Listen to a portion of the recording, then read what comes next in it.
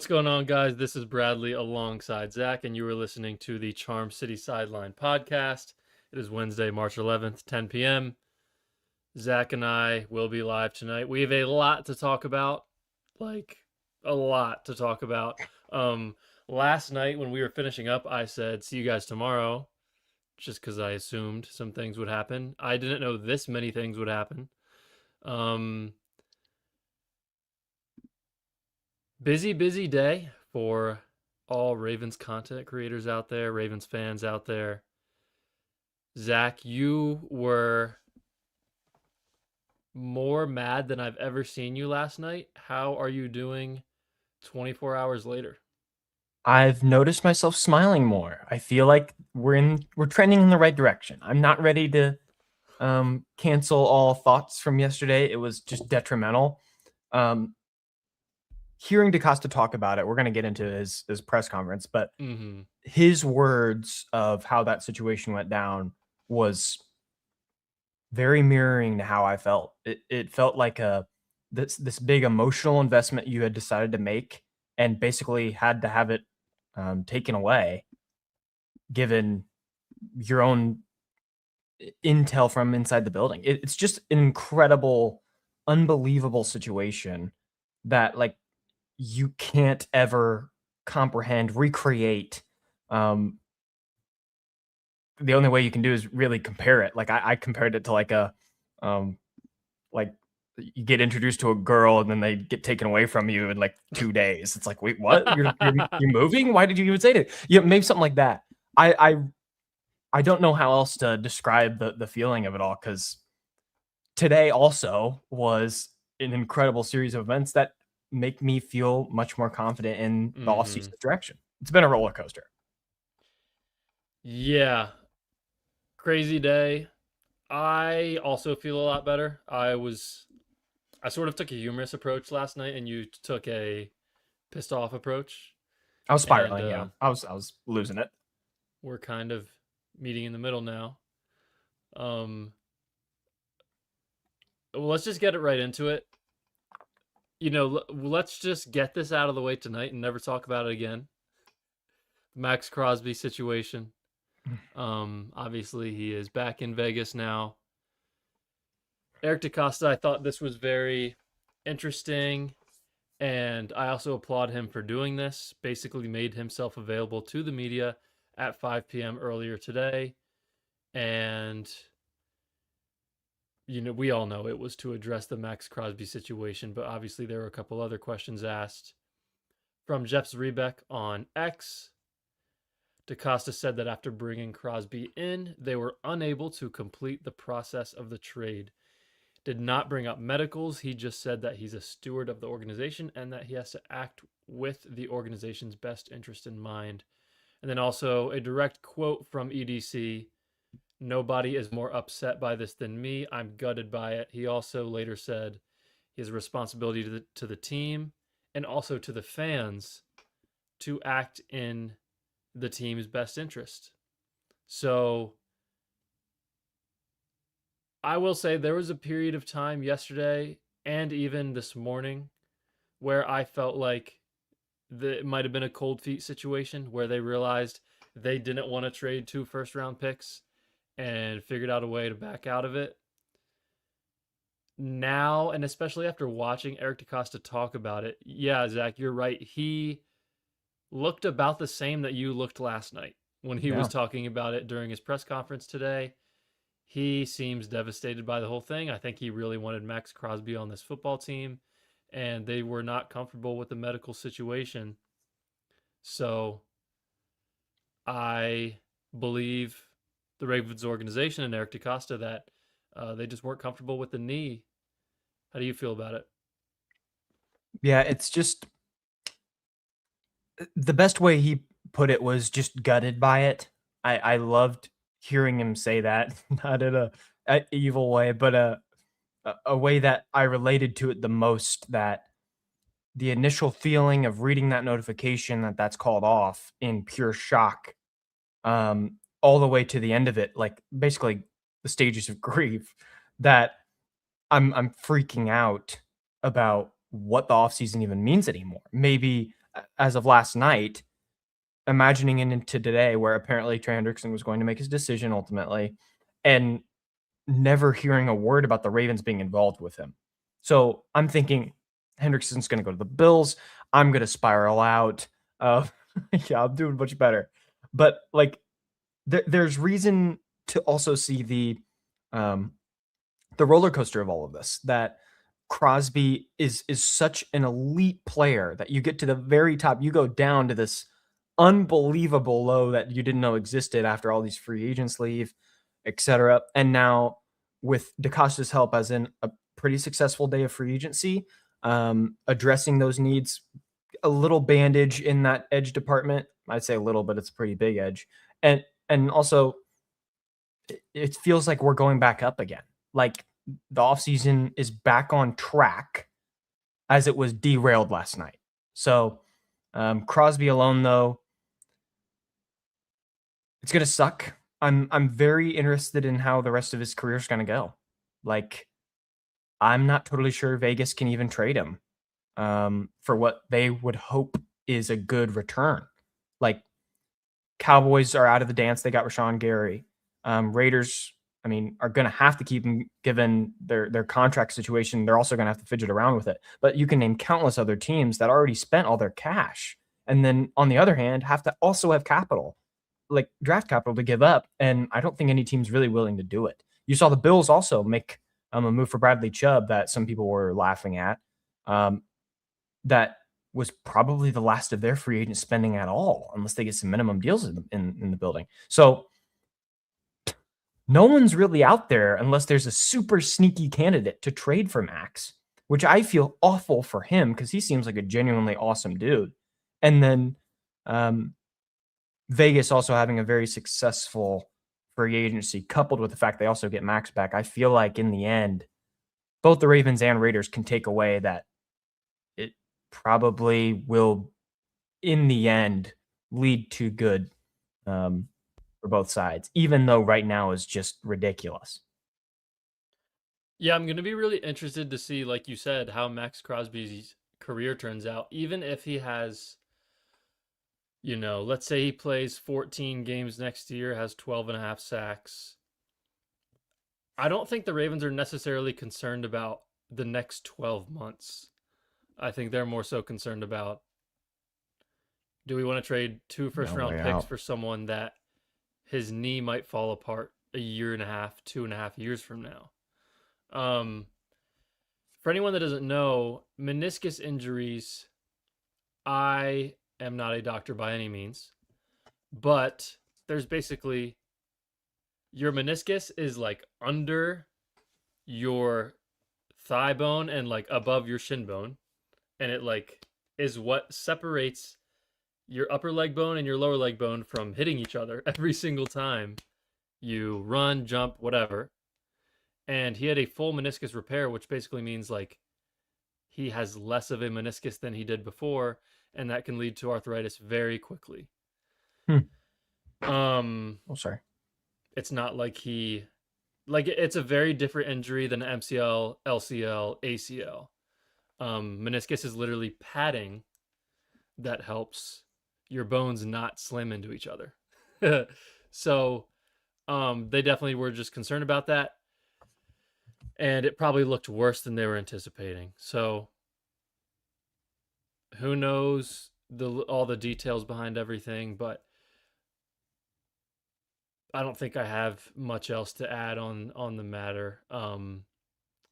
This morning at about 8:30, 9 a.m. Eastern time, the Ravens agreed to a 4-year, $112 million deal with former Bengals edge rusher Trey Hendrickson. It can be up to $120 million. I saw Mina Kimes talking about this move, and she sort of mentioned how it's most likely a hidden 2-year deal.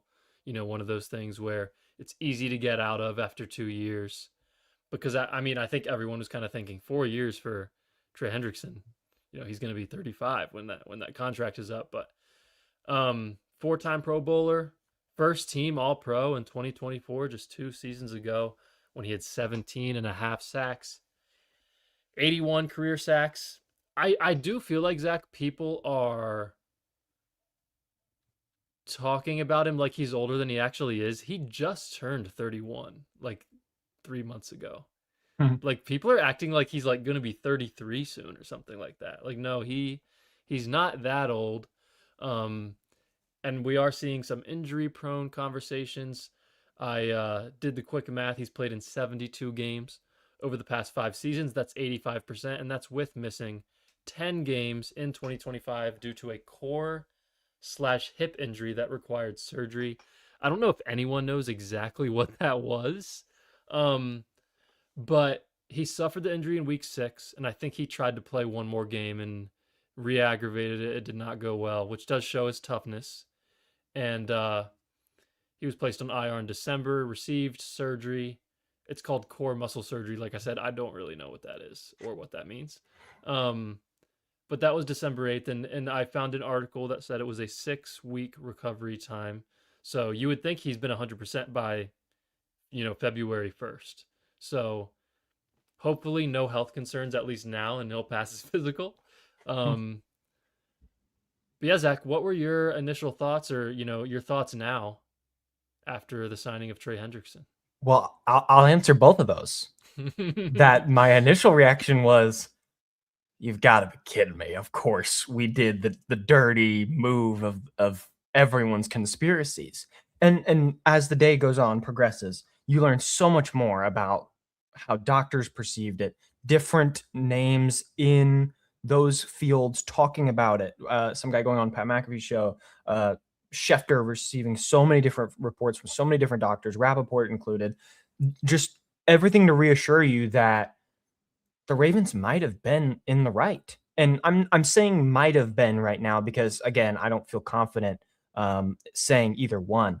But I'm just so thrilled that Hendrickson is the answer at pass rush. That is the answer. He is the answer. And he has, I believe, in those last 40 games, 39 and a half sacks. I mean, the dude is a freaking game wrecker, gets sacks, gets to the quarterback. His last like 4 years, it was like unbelievable. 20 quarterback hits minimum for each of those seasons. He has stats that prove he is easily in the top 5 of pass rushers consistently when he is on the field. I heard so many people, including some Bengals fans. I think Zim Hude on Twitter was talking about how anytime that the Bengals were up and Trey got to go after them in a pass situation, that Trey was always the best player on the field. And that coming to a defense that needs it just so badly in each level of it is so calming. It's a great feeling as a diehard Ravens fan that I am, that we all are. But his numbers speak for himself. Like you said, 81 career sacks. The concern for me was also with injury, right? Just January, he has this basically this surgery, is like December, you said. yeah. And I didn't know how to take that. If it's all over by now, great. Maybe he's fully 100% up to speed now. I just felt like my knowledge of his injury history, I have to say this because it was a weird situation with Cincinnati. The almost Contract diva title, he Yeah. received because of all of that. That was a weird feeling, that the Ravens would go after someone like that. That just didn't feel like us. Going back to, like, I don't know, when a bunch of fans were saying maybe freaking Antonio Brown should be a Raven after everything was happening. It's like, no, that dude's a freaking psycho. What's the scale of psychos in the NFL? Trey definitely might have gotten labeled wrongly by probably the media and then also fans, because just reading up on him, watching his tape, he's talking crap like every play. His stats, like I've said, are just dominant, and now gives you just the premium pass rush position we've been asking for forever, and honestly at a good price. A top 5 pass rusher, sure, he's 31, he's going to be 35 by the end of this. I think that's a good deal for him to be at this number, that price tag. But then you see someone like Jalen Phillips, who's way under 30, young guy getting paid the same amount of money, Yeah, more money and guaranteed. his career high's like 7.5 sacks or something It's like just that. odd. I'm thankful that number was what it is, and I don't think that the old age is anything to, I say that with quotes, anything to note with Trey. He's a Mhm. dominant player, and I heard someone talk about it. All 22 films already did some tape on Trey. Shout out. He had mentioned, like, if anyone has a problem with the age, just case in point, someone like Clowney, who I've been begging for 20-fold this offseason, that he's up there in the age, yet he's having incredible years over and over again. The best guys stay good. So if Trey is what he says he is and stays healthy for the most part, this is going to be a great signing, period. Yeah, I agree, and I feel like he fits the Ravens culture. Shout out to Mad Roster for the super chat, by the way. Talking about the Yeah, Maxx Crosby appreciate you. situation and signing Hendrickson. We did what's best for us. I'm glad the NFL is mad. Yeah, man. Like, I want the Ravens to be the villain of the league. I don't like when everyone thinks the Ravens are going to win the Super Bowl and everyone's supporting the Ravens. I like when all 31 other teams and the fans of those teams are pissed at the Ravens. I think it's fun. Um, yeah, Hendrickson. You mentioned the Zim tweet, who was a Bengals guy on Twitter. Basically, I don't want to put words in his mouth, but if I remember correctly, basically said that pure pass rusher Hendrickson is a better pass rusher than Crosby, Yeah. which I think they're at least comparable in terms of a pure pass rush standpoint. Crosby is obviously an elite run defender, and Hendrickson is not at all. So we've heard many people say this, and I agree that the Ravens also need to go out and sign another edge that is going to be good against the run. You know, we'll talk about a few of those guys later that we think the Ravens could be interested in. But when this move first happened this morning and I was lying in my bed, Diana Rossini tweeted about 30 minutes prior that the Ravens, Colts, and Eagles were all, trying to sign Trey Hendrickson as fast as they possibly could. There was kind of a bidding war. And, half an hour later, the Ravens are signing him. And at that moment, I kind of had like a passive aggressive feeling where it's like, okay, like, yeah, this is what we had to do, blah, blah, blah. And then, I don't know, you said it well, like as the day goes on, you learn more and more. You're like, the Ravens might not have been in the wrong in this situation. And if it's true that they were caught off guard by Maxx Crosby's knee and quickly pivoted to Trey Hendrickson this fast, that is insanely impressive. And I would give a ton of credit to Eric DeCosta for doing that and, not sitting back and panicking for 24 hours. He probably didn't sleep last night and was up trying to get a deal done with the top pass rusher on the market. So shout out to everyone involved. It's obviously a tough situation. Zach and I were not happy last night. I don't think any Ravens fans were, but I don't think any Ravens fans, if so, maybe 5%, 10% of them, like, aren't mad anymore. I'm not. Especially with the other signings that we'll get into today that they made. Another super chat from Mad Rasta. We really appreciate it. Raiders should not have taken our center payback. That's an interesting thing to comment because it seemed like in that DeCosta conversation that Tyler was the main priority of the offseason. Mm-hmm. And then after that, they pivoted to Trey. So I'm not even going to say it that they wanted to pair him with the prior man as well. That is just like I can't even think about that. Or else I'm going to freak out. I almost don't believe that. It's a weird thing to say, sure, but I mean, I don't know why you'd say it, but still, to cap it off, that number 112 that he's at, that he is guaranteed in the well, not guaranteed in the contract. That's his number. A 4-year deal is 112 mil, going up to 120 mil through the 4 years. The incentive is $500K per milestone of 8 sacks, 10 sacks, 12, and 14. So if he hits those in all 4 years, then he would get the 120. Yeah. Other than that, though, reading up on everyone's takes, Cole Jackson had a great YouTube post about it. All 22, like I mentioned. Reading up on Trey and actually learning about him, as in he's going to be on our team and how generational of a pass rusher he is. Like, you can quickly sell yourself on how talented of a guy he is. And like you mentioned, post trade mishap to turn around and make this happen. Pretty cool to see. And also pretty, this sounds bad, pretty cool to see DaCosta also as depressed as we were, and yet still making these moves. Yeah. Like, this dude's kind of a dog for that. Like, that's insanely impressive to do all these deals today, including one we're going to get to that I was probably the most surprised about and might be his most impressive one. We'll get to it later. DaCosta was asked, like, if he's concerned about other GMs and agents trusting him after the situation, and he said, my phone hasn't stopped ringing.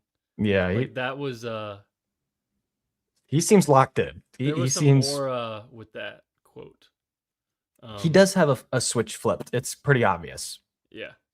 DaCosta definitely has an aura to him, and it feels like he is dialed in right now. He's like Bam Adebayo. How do you say his last name? No, you got it. Adebayo. Yeah. Last night. So, by the way, what's up to Federal? Is that all on Hendrickson? Obviously, we'll have a lot more thoughts as the. Yeah. I think that's all I had to add. I just wanted to mention that incentive thing because everyone was saying 120. Yeah. Hopefully, he gets 14 sacks a year. I mean, I'd love that, but I know. Got to tender those expectations a little. Yeah. And Sutton had a comment earlier today. Obviously, it was the same situation with Crosby, but like, Matabike, if he is playing next year alongside Hendrickson, Travis Jones, Mike Green, Tavius, it's a nasty front four. Pretty good. Nasty, different combinations of a front four you could put together. We obviously hope. What's up, Carson? We obviously hope that they sign one more guy probably, because Hendrickson is not close to the run defender that Maxx Crosby is. Actually, I guess before we move on, Zach, you don't have to give me a straight up answer, but just to pose this to you, because I know people have been talking about this all day. Oh boy. Hendrickson and 2 firsts or Maxx Crosby? If you had told me that at the very beginning of, like, we lost, as Lupe misses that kick, and you'd ask me that question, like, that's actually a really difficult question. It probably is Hendrickson and keeping your first. It probably is, knowing the Ravens. And that's why it's kind of like this, just being so emotional and angry last night, trying to flip around to this, how we feel now, where it's like, oh, shoot, wait, this is actually pretty sweet. We're actually sitting pretty. Yeah, like, it's odd to say that out loud. I'm sure most Ravens fans agree with me, but like, I kind of feel like an idiot for how mad I was last night, because, like, I think I agree with you. We had reason to be mad last night. Yeah. But today was a great step in the right direction. Great big stride in the right direction. Like, I agree with you. If 4 weeks ago someone said, would you rather lose your next 2 first-round picks but get Maxx Crosby, or straight up just sign Trey Hendrickson and keep your picks, I probably would say Hendrickson and keep the picks. Which does make you think maybe there was some backtracking thoughts from the Ravens organization. Who knows? We'll never know. But it's not our fault. No, we'll just sit here and talk about it. I was actually talking to my dad about this at dinner tonight, and he was saying like, because Tom Brady, obviously one of the owners of the Raiders. Oh yeah. It's basically like, Tom Brady obviously had the deflate gate, multiple things where the Patriots cheated. And a lot of things that Bill Belichick and Tom Brady did were not illegal. They found loopholes in the rule book. So my dad was kind of saying, Tom Brady's pissed going to the league about it. They should just say, check the rule book because there's no rules that say you can't do that. You can't do what the Ravens did. So perfectly If this legal. sorry to interrupt you. If this is also like a Ryan Grant of this day and age, where the trade happens and it's like a fifth for a Ryan Grant type, not a lot of people are going to be upset. Not a lot of NFL GMs are going to be like, yeah, the Ravens are dirty. It's also the magnitude of this deal and what it had on the rest of the league, including how the Raiders handle it to begin with. Yeah. Instead of waiting a little bit, fielding a few calls saying, hey, we think the Ravens are actually going to drop out. Would you give us the second and the first right now? At least trying to get around it, playing a little more dirty. They played their own kind of, but yeah, like Fryer just said, a little scummy way to get out ahead of everyone, set the narrative like they want, and basically have the Ravens of the last 24 hours deal with the repercussions. Never put out a statement. I was begging for that last night. Yeah, they never did. And I think that's the smarter move. It was honestly, that was the very Ravens feel where it felt like this is a class organization. They handled it in that regard, I think, like how I imagined them to. So again, restoring the faith. I did want to jump into our next topic. Before we do, though, there's 40 of you in here, 40 of you. We'd appreciate if you like the video. If you have not already, subscribe. We appreciate it. We're getting heavily invested. Dude, is this 4 days straight going live? 4 days straight going live. You know how we're going to be here for you guys. All this Ravens news dropping. And now, fingers crossed, going to be covering the first round of the draft a lot. So if you want to be around for that, please subscribe, stick around, hang out with us, talk ball. Appreciate you all for being here. But another big topic of the whole offseason, Ravens restructuring Lamar Jackson's contract. So instead of the extension, which apparently the quote was that they just didn't get it done, they ran out of time to work out the extension. The Ravens reworked it. So $49.95 million. That just sounds like a lot of freaking money converted to a bonus. It freed up just under $40 million. It's $39.95 million in cap space to be exact. And that Costa ended his press conference and a lot of reports saying that the Ravens are still very confident that this is going to get done. Sure, it's a reassuring thing. I just don't like the feel of all this. I'm tired of talking about it. I'm glad that this happened. We got the money that we thought we were going to get with the extension. But also, I think next year his cap hit is like $87 million.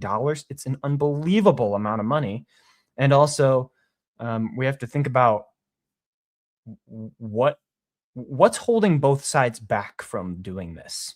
Like, is this a philosophy of the future kind of thing? Does Lamar Jackson not really see 100% future in Baltimore? Does DaCosta not see 100% future in Lamar?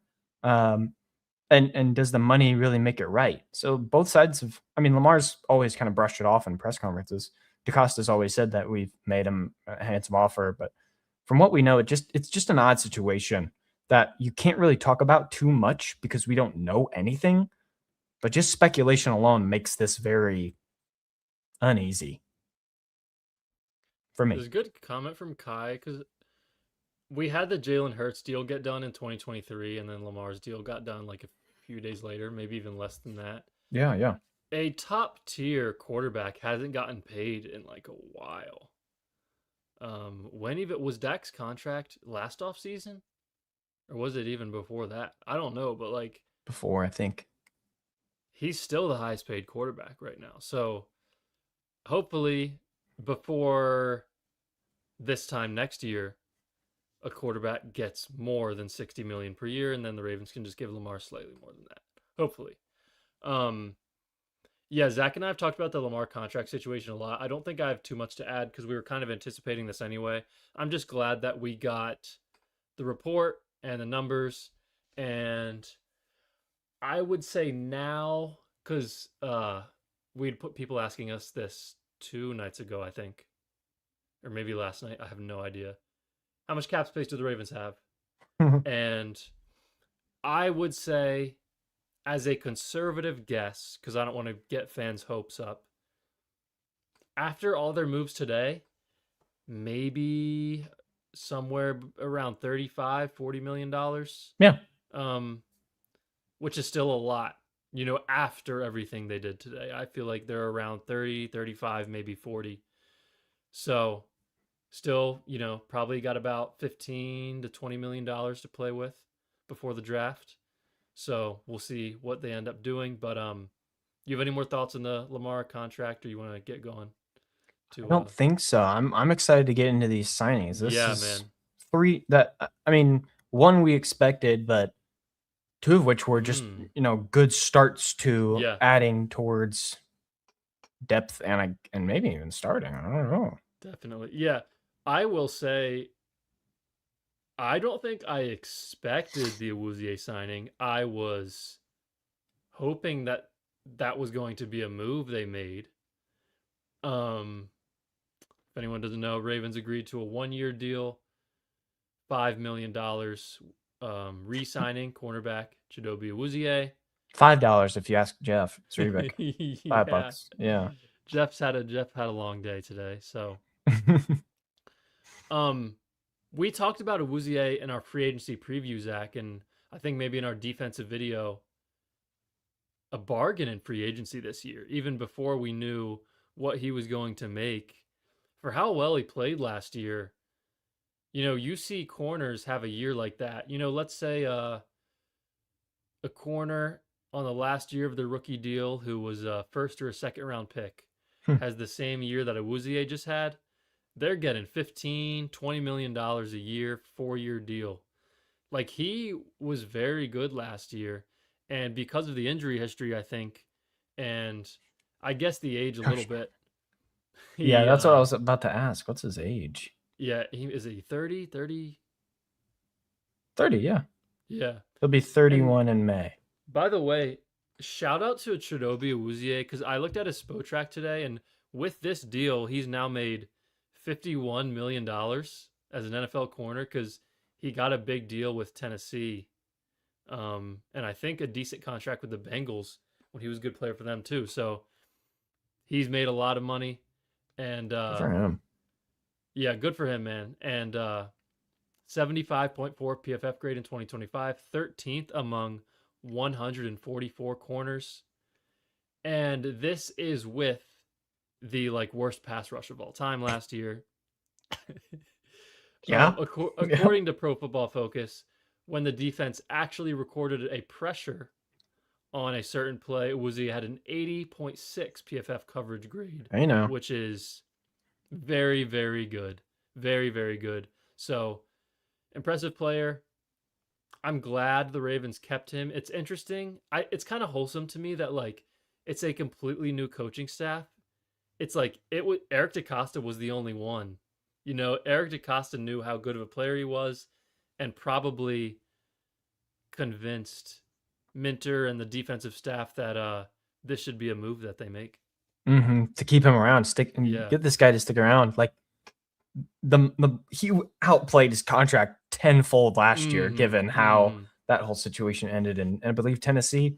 So now finding a home in Baltimore is just really cool. He's become a fan favorite, as in great play. He was available, and $5 million isn't a big ask of either side, really. If Awuzie is getting up there in age, around the 30s is when probably a corner starts to really fall off, as in speed and more intangibles. But I think that the Ravens get a great depth piece. You don't necessarily make this a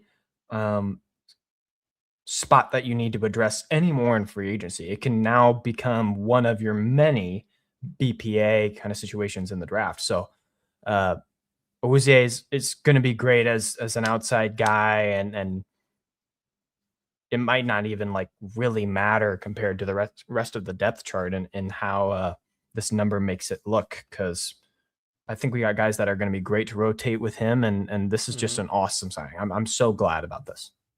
I think I did expect it too, by the way. I think I actually did. Interesting. I don't think I expected it. I was hoping that they were going to do it. With the new coaching staff, I was skeptical that they would do this, but that's why I give a shout out to EDC. Probably he was I mean, obviously he's the one behind every move, but it was really just him making this decision.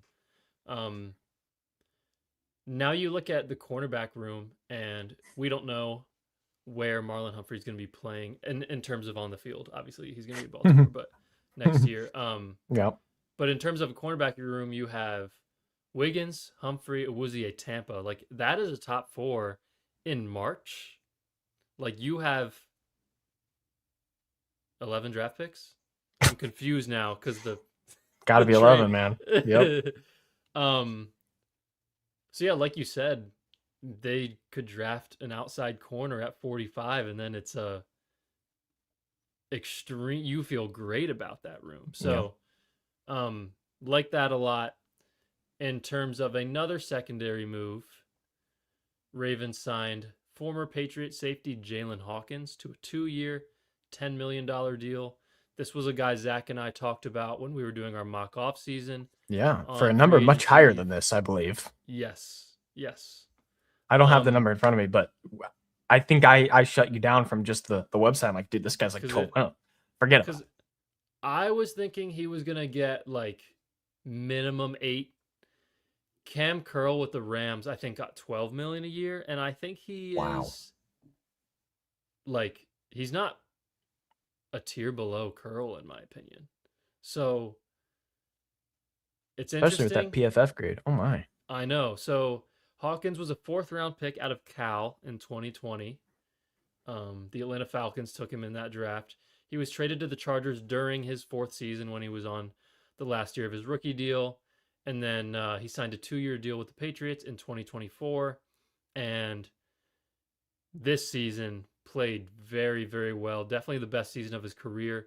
82.4 PFF grade in 2025. 5th among all safeties in the NFL. He had 71 tackles, 1.5 sacks, and 4 interceptions. I watched a little bit of him today. It's funny, Zach. Like, when we do draft coverage, you can spend weeks watching a player, and then you talk about him for 5 minutes. The Ravens trade for a safety on the Patriots that I have never paid close attention to for obvious reasons, and then we have to talk about him 12 hours later. So just from what I have seen, what I have watched, I feel like he's a high IQ guy. He I don't think is an elite athlete. You know, there's a reason he's not making $20 million a year, $15 million a year. I don't think he's the best like man coverage guy. You know, if he has to line up in the slot and guard, you know, a shifty receiver. And he can be a risk taker, jumping routes. I just remembered this, but there was a Sunday night football game. Patriots were playing someone. I can't remember if it might have been Patriots Chargers, the wild card game. And Collinsworth kept mentioning that the Patriots safeties were jumping on every single route over the middle of the field. And he was like, Herbert and the Chargers need to get enough time to throw one deep because Jaylinn Hawkins is coming down and playing so aggressively and making plays on the ball. And I just remembered that actually. And so it can be a risk. It can also turn into a lot of plays in tight windows for quarterbacks. But in terms of positives, like I said, high IQ guy. I don't see him or haven't seen him miss too many tackles on like a few all 22 clips that I've seen. He plays the run very well. I think his PFF grade against the run was really high among safeties in the NFL, and he can play single high. So like he's a rangy guy, not as much as Starks, but like he can do it. So talk about the Minter versatility.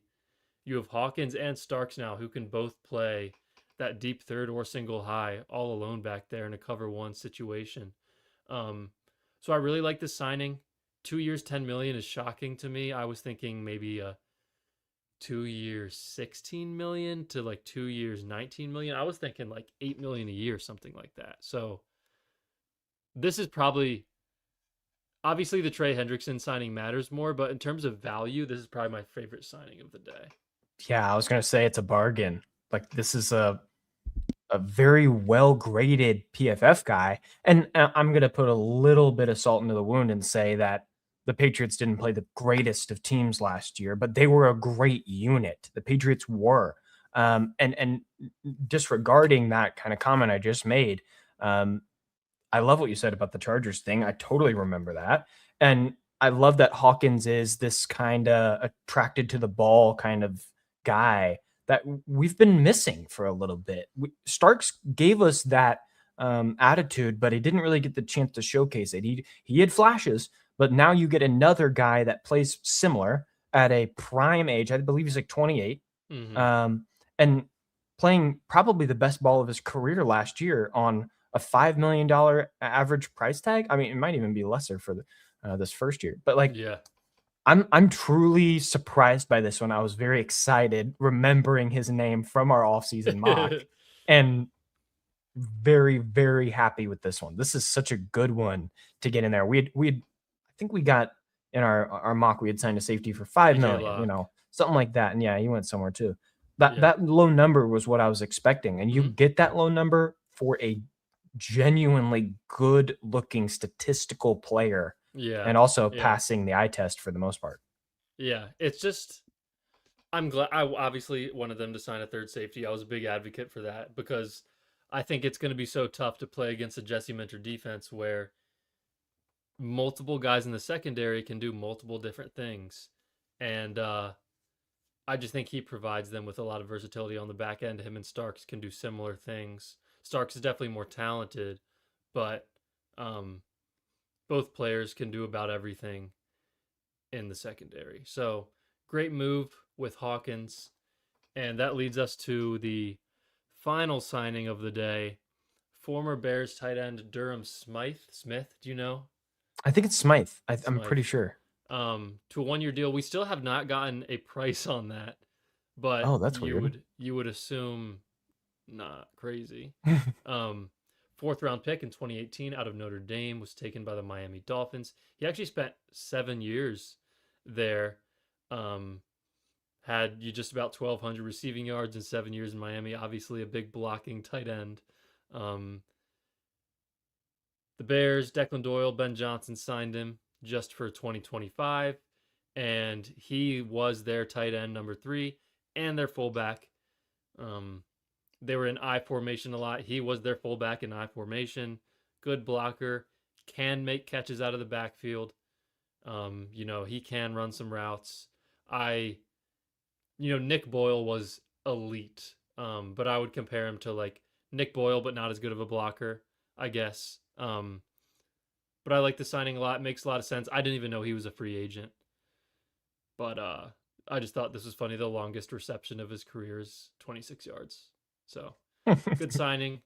And this like saves a roster spot. Like he is replacing Kolar and Pat Ricard, and he's one guy. So I like this move a lot. And obviously Declan Doyle probably played a big role in him coming here. That's my favorite part of it. This is a Doyle ask.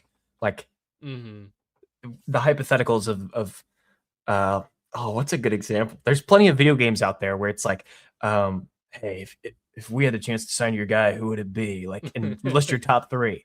Yeah. I promise you, Doyle had this guy somewhere on the list, and I love that DaCosta finds that guy. The number not being out is funny because it might just be like a, hey, Smythe, we'll take you. Just give us a bit to get our other free agents out of the way if we need more money, and then address this later.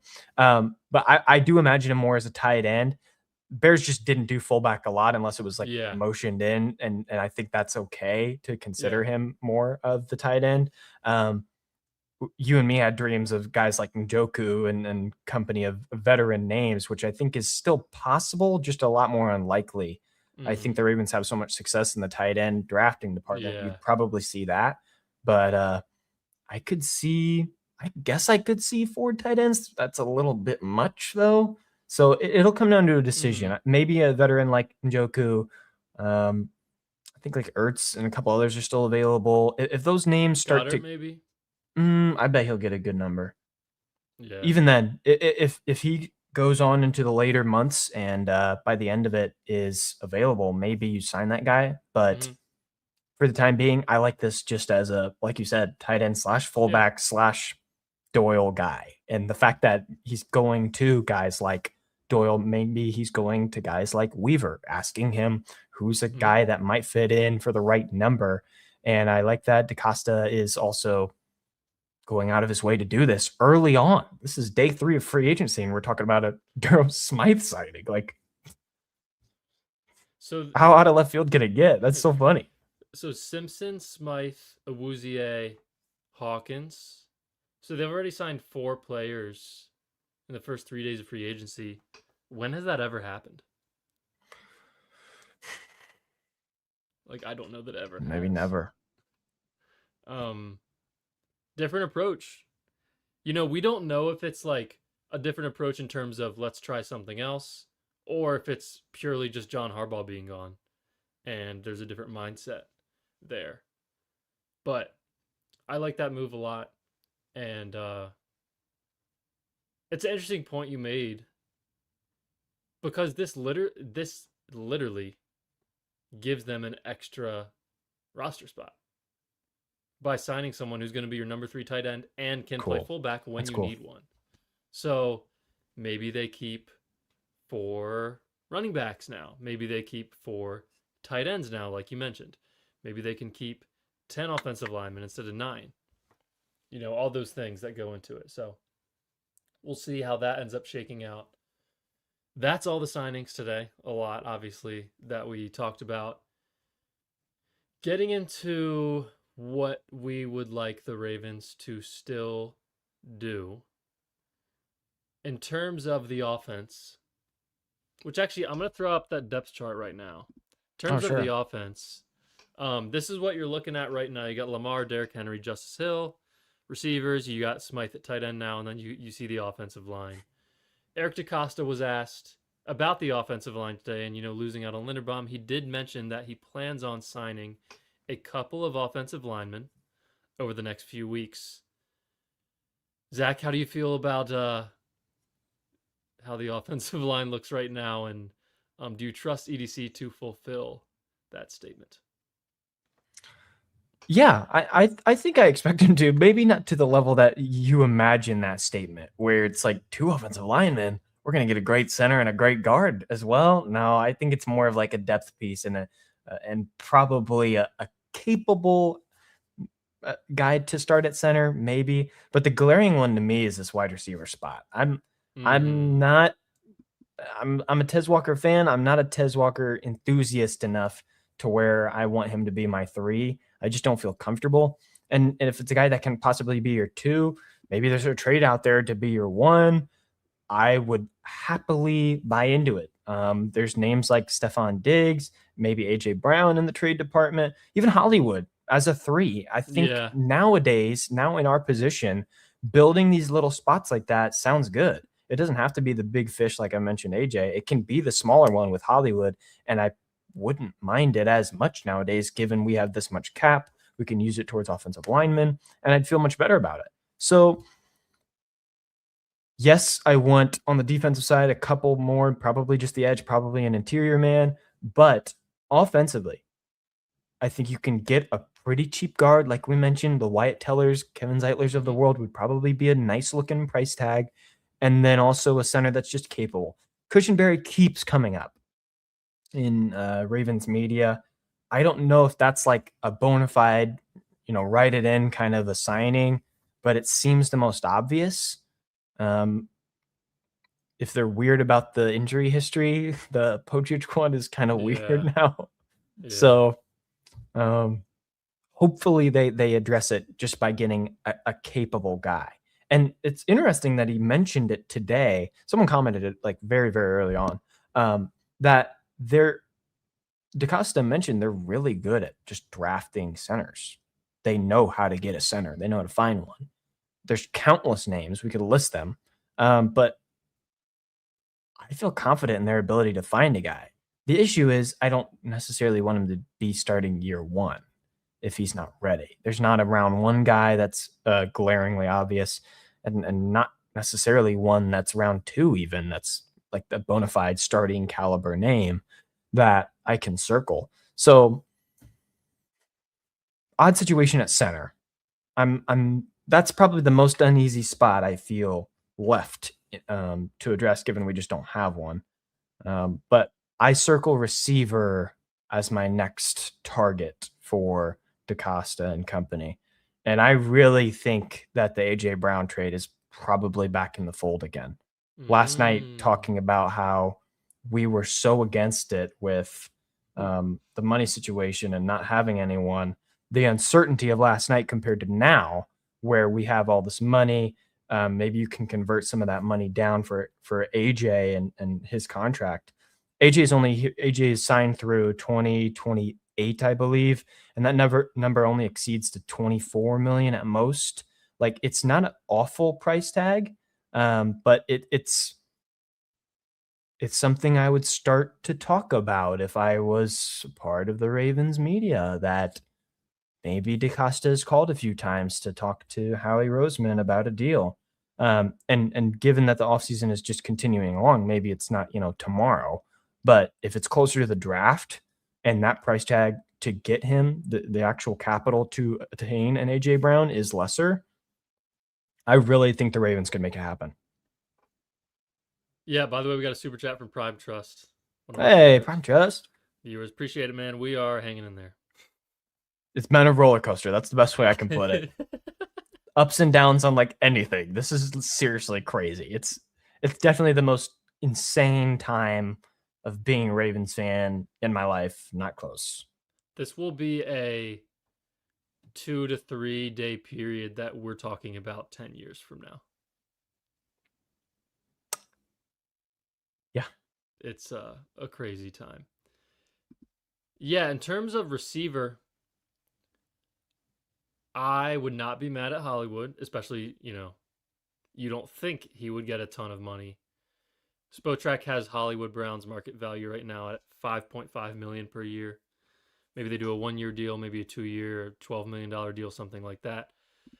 It could Zach, be less. you were not as fond of this as I was, but I think, Juwan Jennings is such a Raven. He plays like a Raven.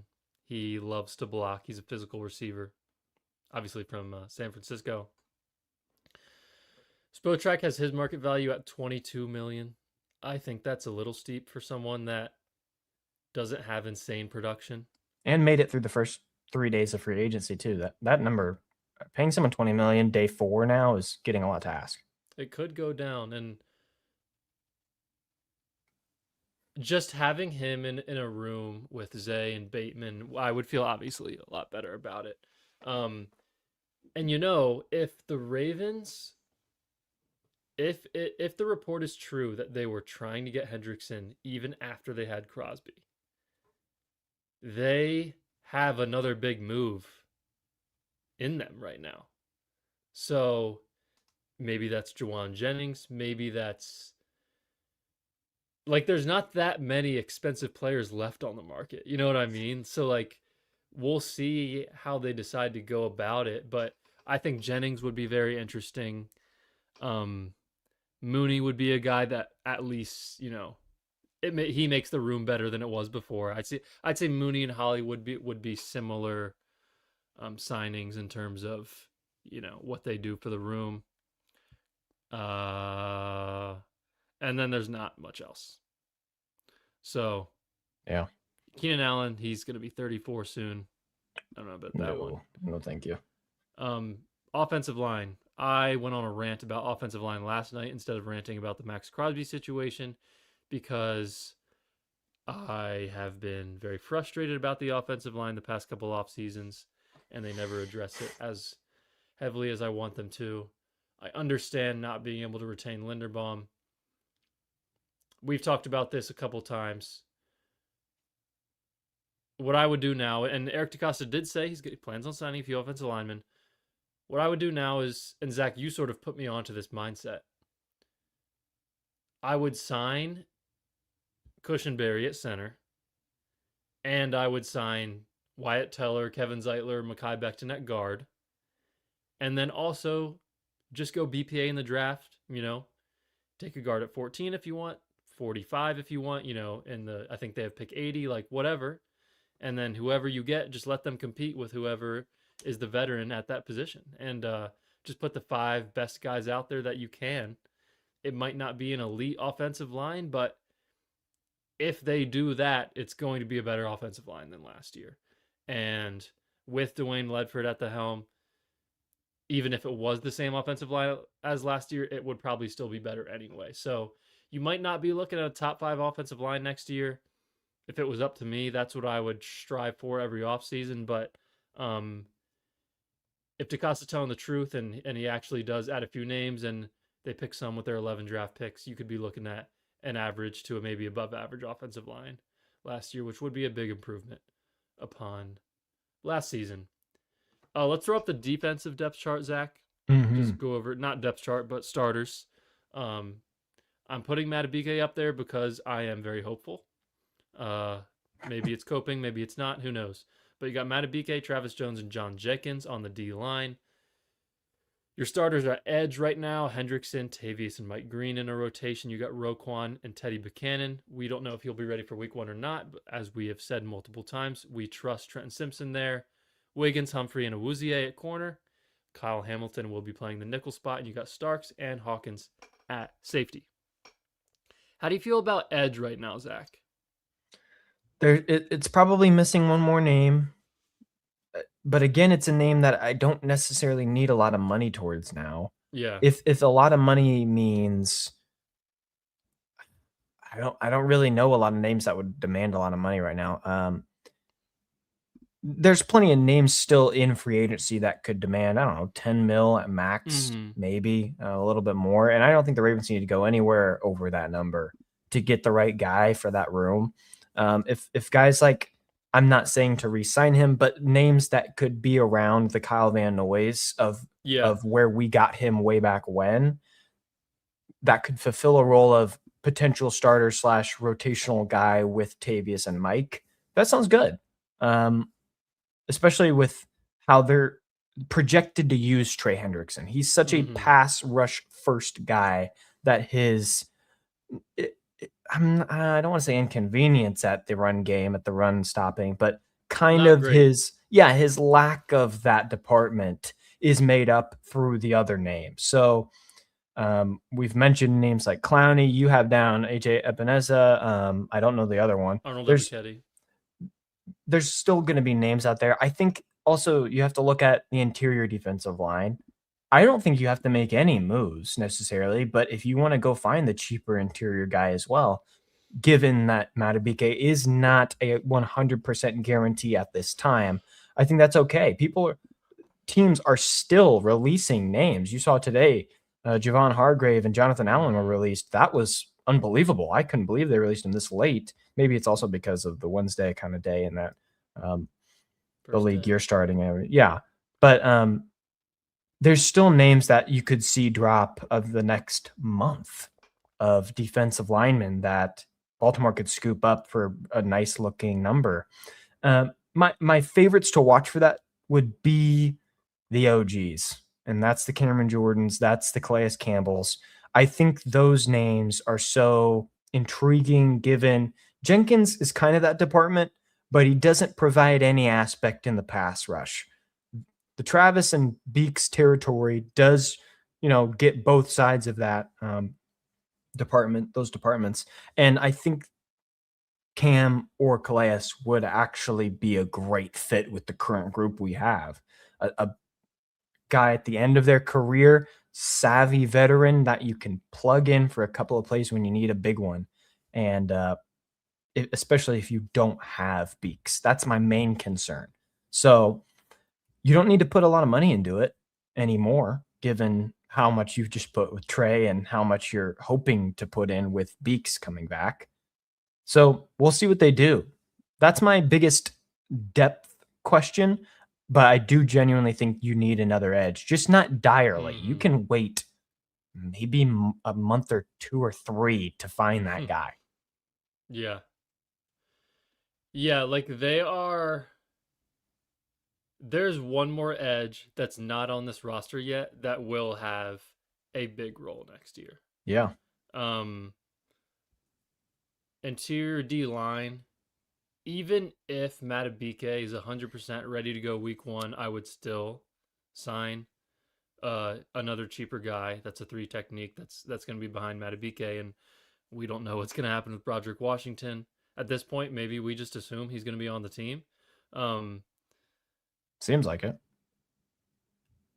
There's a couple guys. There's a couple free agents on the D line that were in LA last year under Jesse Minter that are not going to command a lot of money. I like Cam Jordan at edge, and he can also slide inside as well. Ebiketti's probably the best guy available. His market value on Spotrac right now is $9 million. He just finished up his rookie contract with Atlanta. He's a good run defender, setting the edge. AJ Epinesa with Buffalo is another one. And then obviously everyone knows Clowney.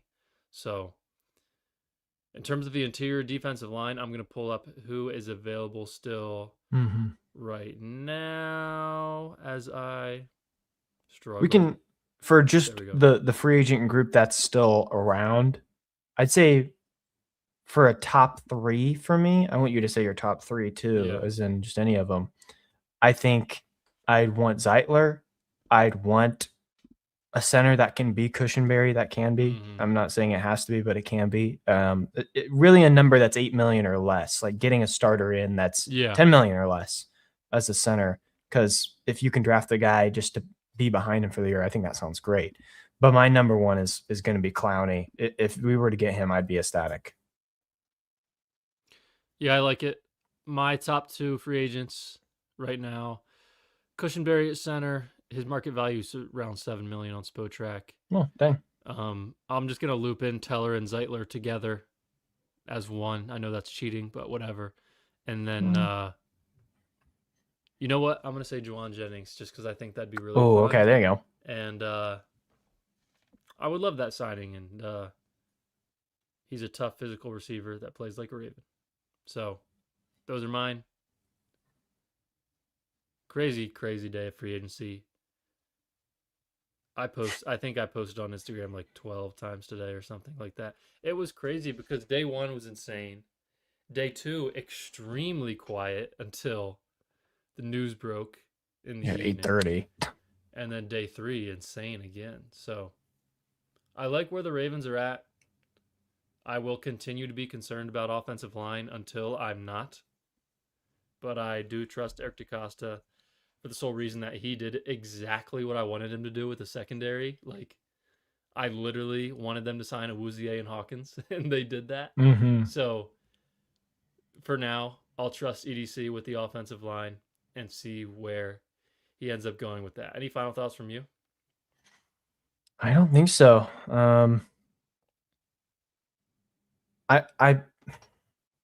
I want our wide receiver. I just don't want to pay a lot unless I know he's real good. I mean, Jennings is good. I just don't love it. Like, I don't love the injury history Niners always have. I'm against that now. Yeah, that's fair. But still, I think even if they got him, there's reason to believe that if he got away from whatever the crap that electrical crap is next Substation. to that, if he got away from that, maybe he'd be healthy, I don't know. Maybe.